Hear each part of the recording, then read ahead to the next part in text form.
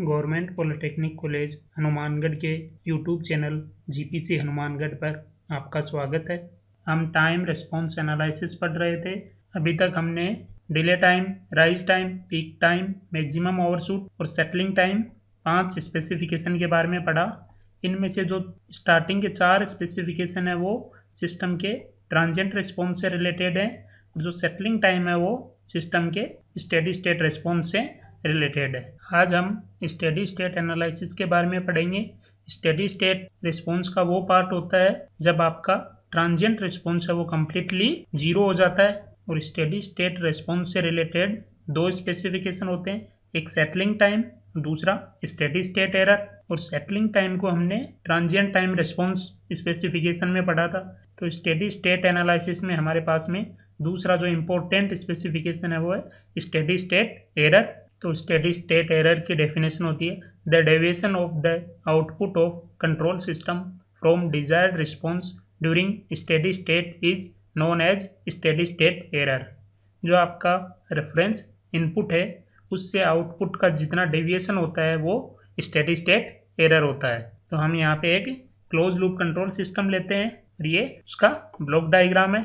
यहाँ पे हमारे पास में एरर है वो है ES और इसको स्टेडी स्टेट पे कैलकुलेट करना है।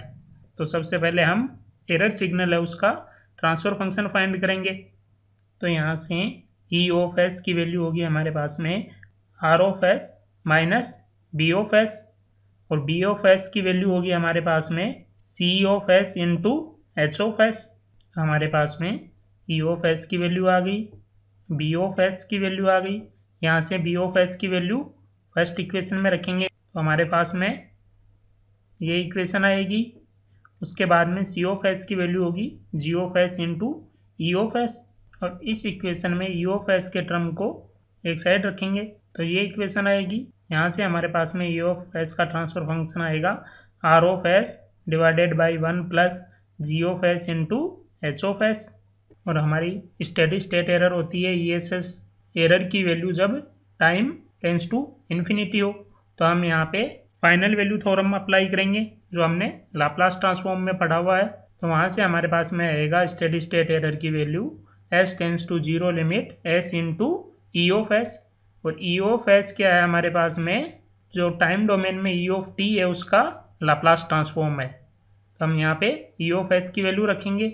जनरलाइज्ड स्टेडी स्टेट एरर होगी वो हमारे पास में ये आएगी। तो यहाँ से ये हमारा फंक्शन है वो 2 चीज़ों पे डिपेंड करता है, एक R ऑफ S पे जो कि हमारा इनपुट सिग्नल है और दूसरा G of S into H of S जो कि ओपन लूप ट्रांसफर फंक्शन है सिस्टम का। तो effect of input on steady state error, तो हमारा इनपुट है फर्स्ट केस में वो स्टेप सिग्नल है, इनपुट सिग्नल है वो हमारा step signal A into UT है। तो उसका Laplace transform R of S हमारे पास में हो जाएगा A अपॉन S और ये हमारे पास में जनरलाइज्ड एरर का फॉर्मूला है। तो यहाँ से S और S है वो आपस में कैंसिल हो जाएंगे और ये जो लिमिट है वो यहाँ पे शिफ्ट हो जाएगी।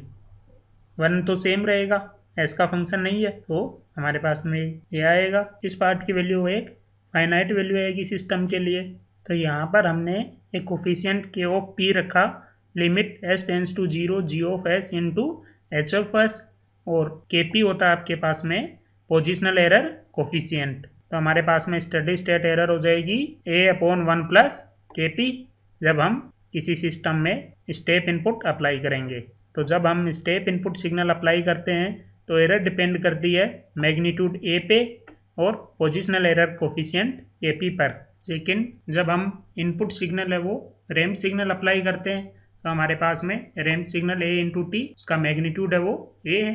तो यहाँ से लाप्लास ट्रांसफॉर्म लेंगे तो वो हो जाएगा हमारे पास में A अपॉन S स्क्वायर और ये यहाँ पे एरर का फॉर्मूला है। यहाँ से R ऑफ S की वैल्यू रखेंगे तो एक S है वो तो S की पावर से कैंसिल हो जाएगा और जो रिमेनिंग S है वो यहाँ पे मल्टीप्लाई हो जाएगा।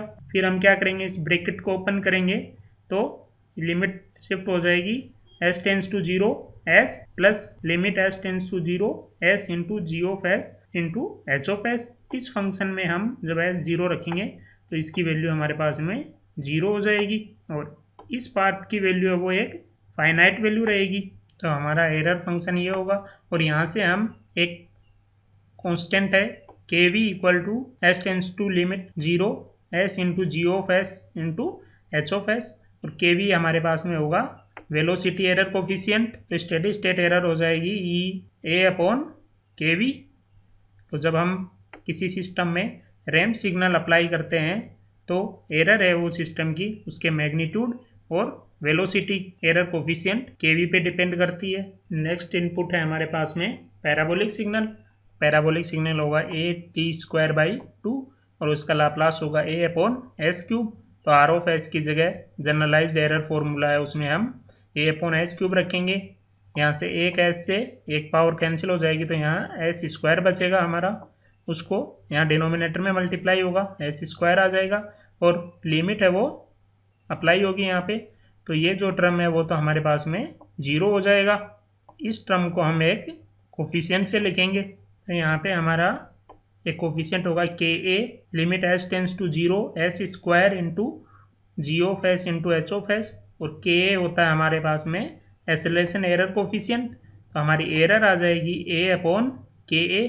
तो जब किसी सिस्टम में हम पैराबोलिक सिग्नल अप्लाई करते हैं तो एरर है वो उसके मैग्नीट्यूड और एक्सेलरेशन एरर कोफिशिएंट पे डिपेंड करती है। तो हमारे पास में जब इनपुट स्टेप सिग्नल होता है तो हम पोजिशनल एरर कोफिशिएंट केपी की वैल्यू फाइंड करते हैं limit S tends to 0 G of S into H of S से। जब इनपुट रैंप सिग्नल होता है हमारे पास में तो हम वेलोसिटी एरर कोफिशिएंट केवी की वैल्यू फाइंड करते हैं limit S tends to 0 S into G of S into H of S. और जब हमारे पास में पैराबोलिक सिग्नल इनपुट होता है तो हम acceleration coefficient of error find करते हैं limit S tends to 0 S square into G of S into H of S. और फिर इन एरर कोफिशिएंट की सहायता से हम सिस्टम की एरर फाइंड करते हैं। ये तो हमारा सिस्टम के इनपुट के आधार पे एरर कैसे इफेक्ट होती है वो पढ़ा हमने। अब हम सिस्टम के टाइप के आधार पे पढ़ेंगे। Steady state error depends on type of open loop transfer function of A close loop system. तो हमारे पास में स्टेडी स्टेट एरर है वो एक क्लोज लूप सिस्टम है उसके ओपन लूप ट्रांसफर फंक्शन के टाइप पे डिपेंड करती है। मान लो हमारे पास में किसी क्लोज लूप सिस्टम का open loop transfer function G of S into H of S time constant form में दिया हुआ है। तो यहाँ पे डिनोमिनेटर में जो एस की पावर होगी वो सिस्टम का टाइप डिस्क्राइब करेगी जो हमने पहले पढ़ा है। तो यहाँ पे एन है सिस्टम का टाइप। अगर एन की वैल्यू 0 है तो टाइप 0 सिस्टम होगा, एन की वैल्यू 1 है तो टाइप 1 सिस्टम होगा, एन की वैल्यू 2 है तो टाइप 2 सिस्टम होगा। तो हम पहले टाइप 0 सिस्टम के बारे में पढ़ते हैं। तो टाइम 0 सिस्टम होगा तो उसके ओपन लूप ट्रांसफर फंक्शन में एस की पावर 0 होगी तो ये वैल्यू हो जाएगी हमारे पास में 1, एक कांस्टेंट आ जाएगा। उसमें फर्स्ट केस होगा हमारा स्टेप इनपुट के लिए। तो जब भी हम स्टेप इनपुट अप्लाई करते हैं तो पोजिशनल एरर कोफिशिएंट फाइंड करते हैं के पी। तो यहाँ पे जी ऑफ एस और एच ऑफ एस की वैल्यू रखेंगे तो यहाँ पे ये इक्वेशन आएगी और इस इक्वेशन में एस की वैल्यू 0 रखेंगे तो हमारे पास में ये सभी कांस्टेंट की वैल्यू 1 हो जाएगी और यहाँ पर भी 1 हो जाएगी। तो हमारे पास में के पी की वैल्यू आएगी वो आएगी के, और एरर होती है हमारे पास में स्टेप इनपुट के लिए ए अपॉन 1 प्लस के पी। तो हमारे पास में स्टेप इनपुट के लिए एरर आएगी ए अपॉन 1 प्लस के। एक फाइनाइट एरर होगी जैसा यहाँ पे ग्राफ में दिखाया हुआ है, ये फाइनाइट एरर है। सेकेंड है हमारा रैंप इनपुट। तो रैंप इनपुट के लिए हम वेलोसिटी एरर कोफिशिएंट फाइंड करते हैं केवी की वैल्यू। केवी की वैल्यू होती है limit S tends to 0 S into G S into H S. तो यहाँ पे एस को जब 0 रखेंगे तो ये टर्म हमारी 0 हो जाएगी और केवी की वैल्यू है वो हमारे पास में 0 आएगी। और रैंप इनपुट के लिए एरर होगी हमारी वो होगी ए अपॉन के वी। तो ए अपॉन 0 एरर है वो हमारे पास में इनफाइनाइट आएगी जैसा यहाँ पे इस ग्राफ में दिया हुआ है। जो स्टेडी स्टेट एरर है वो इनफाइनाइट है। नेक्स्ट है हमारा पैराबोलिक इनपुट। तो पैराबोलिक इनपुट के लिए हम acceleration coefficient of error find करते हैं के यहाँ पे एस स्क्वायर का मल्टीप्लाई होगा और एस की वैल्यू यहाँ पे 0 रखेंगे तो ये टर्म है वो 0 हो जाएगी हमारे पास में। तो के की वैल्यू भी क्या आएगी 0, और पैराबोलिक इनपुट के लिए एरर होगी ए अपॉन के वी। पैराबोलिक इनपुट के लिए एरर आएगी हमारे पास में टाइप 0 सिस्टम में इन्फानाइट, जैसा यहाँ पे ग्राफ में दिखाया हुआ है। अब हम टाइप 1 सिस्टम के लिए पढ़ेंगे। तो टाइप 1 सिस्टम के लिए यहाँ पे एस की पावर 1 होगा ओपन लूप ट्रांसफर फंक्शन में। तो फर्स्ट इनपुट है हमारा स्टेप इनपुट, के पी की वैल्यू फाइंड करेंगे और इस फंक्शन में एस की वैल्यू 0 रखेंगे तो हमारा कांस्टेंट अपॉन 0 जो कि इन्फिनिटी आएगा। तो के पी की वैल्यू हमारे पास में इन्फिनिटी आएगी और एरर होगी ए अपॉन 1 प्लस के पी, तो वहाँ से हमारे पास में एरर आएगी 0। तो टाइप 1 सिस्टम के लिए स्टेप सिग्नल अप्लाई करते हैं तो एरर 0 आती है, जैसा यहाँ पे इस ग्राफ में है। एरर इनपुट और आउटपुट के बीच का जो डिफरेंस है वो 0 है। सेकंड हम रैंप सिग्नल अप्लाई करेंगे। तो रैंप सिग्नल में हम वेलोसिटी कोफिशिएंट फाइंड करेंगे, उसमें s into G of S into H of S. यहाँ पे s से s कैंसिल हो जाएगा और बाकी टर्म में जब s की वैल्यू 0 रखेंगे तो ये सब 1 हो जाएंगी, नीचे भी 1 हो जाएगी। तो हमारे पास में के वी की वैल्यू बचेगी, वो बचेगी के, और जो एरर आएगी वो हो जाएगी ए अपॉन के वी, ए अपॉन के हो जाएगी। तो फाइनल एरर हमारे पास में यहाँ पे ग्राफ में दिखाया हुआ है, स्टेडी स्टेट पे एरर है वो आपकी एक फाइनाइट एरर होगी ए बाई के। नेक्स्ट है हमारा पैराबोलिक इनपुट। तो पैराबोलिक इनपुट के लिए हम एसिलेशन कोफिशिएंट फाइंड करेंगे। यहाँ पे एस स्क्वायर से एक एस कैंसिल हो जाएगा और एस इक्वल टू 0 रखेंगे तो हमारे पास में एसिलेशन कोफिशिएंट की वैल्यू 0 आएगी। और पैराबोलिक इनपुट के लिए एरर होगी हमारी ए अपॉन के ए, तो ए बाई 0, तो हमारे पास में जो एरर आएगी वो इन्फानाइट आएगी, जैसा यहाँ पे ग्राफ में है। ये हमारा इनपुट सिग्नल था और ये आउटपुट सिग्नल है, तो इनके बीच में एरर है वो इन्फानाइट है। नेक्स्ट है हमारा टाइप 2 सिस्टम। तो टाइप 2 सिस्टम में यहाँ पे ओरिजिन पे पोल्स की संख्या 2 होगी। फर्स्ट हम लेंगे स्टेप इनपुट, तो हम पोजिशनल कोफिशिएंट फाइंड करेंगे। तो यहाँ पे एस की वैल्यू 0 रखेंगे तो आएगी कांस्टेंट अपॉन 0।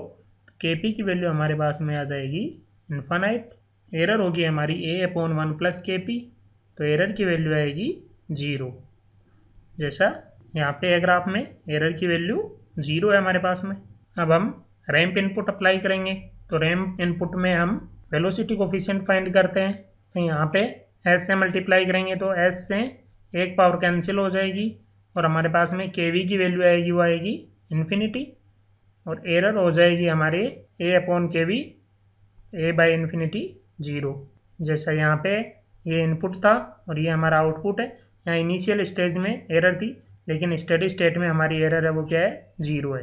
अब हम पैराबोलिक इनपुट अप्लाई करेंगे। तो पैराबोलिक इनपुट के लिए एसिलेशन कोफिशिएंट फाइंड करना है और G of S into H of s को एस स्क्वायर से मल्टीप्लाई करते हैं और एस की वैल्यू 0 रखते हैं। तो यहाँ से एस स्क्वायर और एस स्क्वायर आपस में कैंसिल हो जाएंगे, बाकी के टर्म 1 हो जाएंगे। तो हमारे पास में एसिलेशन कोफिशिएंट की वैल्यू आएगी के, और जो एरर होगा वो होता है हमारा ए अपॉन के ए। हमारा फाइनल एरर आ जाएगा वो आ जाएगा ए बाई के, एक फाइनाइट एरर आएगा टाइप 2 सिस्टम के लिए जब हम पैराबोलिक सिग्नल अप्लाई करते हैं। तो जैसा यहाँ पे फाइनल स्टेज में है एक फाइनाइट एरर ए बाई के आ रहा है हमारा। अभी तक जो भी हमने पढ़ा उसकी समरी टेबल ये है हमारे पास में। जैसा कि टाइप 0 सिस्टम के लिए स्टेप इनपुट अप्लाई करते हैं तो हमारे पास में एरर आएगी 1 अपॉन 1 प्लस के पी। इधर से हमको इनपुट देखना है और इधर से सिस्टम का टाइप देखना है। तो यहाँ हमारे पास में समरी से रिलेटेड पॉइंट है कि आपका जब टाइप 0 सिस्टम है तो वो ओनली स्टेप सिग्नल को ही एक्सेप्ट करता है। अगर आप टाइप 0 सिस्टम में रैंप और पैराबोलिक सिग्नल अप्लाई करते हो तो वो इन्फानाइट एरर देता है। उसी प्रकार से टाइप 1 सिस्टम है वो स्टेप और रैंप दोनों को एक्सेप्ट करता है। टाइप 2 सिस्टम है वो आपका स्टेप, रैंप और पैराबोलिक सिग्नल तीनों को एक्सेप्ट करता है। वो स्टेप और रैंप के लिए 0 एरर देगा और पैराबोलिक सिग्नल के लिए एक फाइनाइट एरर देगा। जैसे जैसे सिस्टम का टाइप इंक्रीज होता है तो जो स्टेडी स्टेट एरर है वो एलिमिनेट होती जाती है और हमारी स्टेडी स्टेट एरर है वो सिस्टम का गेन k उसके इन्वर्सली प्रोपोर्शनल होती है, तो हम सिस्टम के गेन k को इंक्रीज करके सिस्टम की स्टेडी स्टेट एरर को रिड्यूस कर सकते हैं। और जब हमारे पास में more than one signal apply है किसी सिस्टम में, तो हम सुपरपोजिशन प्रिंसिपल की हेल्प से एरर फाइंड करेंगे।